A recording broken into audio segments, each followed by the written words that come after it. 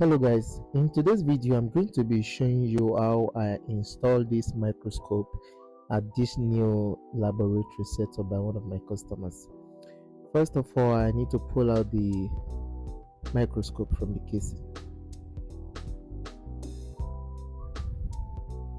Microscope is a critical equipment, not critical per se, it's a vital equipment in the laboratory. This is the nylon that is used to be covered when the machine is not in use.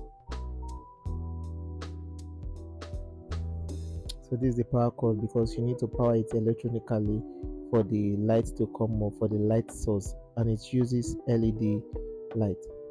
So this is the head. This is the head where the eyepieces will be.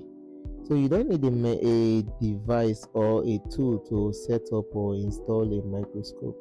Literally no tool. All you just need is your experience and critical thinking. So now I'm going to insert the two eyepieces. Just insert, you're good. You're not scrolling or anything. Just insert both of them. So enjoy the process. So now I'm done. Basically I'm done. It's not a serious installation. So I'm assessing every part if they are moving properly, they are not stiff or they are not too loose.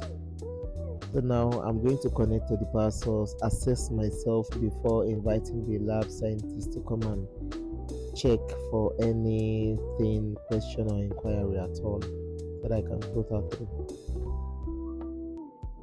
So I've connected it to the light electric source, and you can see the light bulb is on. So I'm going to check all the lenses if they are all working properly, if there are no stains or dirt in on them, and if those slides, the table, everything, they adjust, fine adjustment, coarse adjustments, everything is working fine. So I'm going to check and assess them before I can now hand it over to the lab scientist.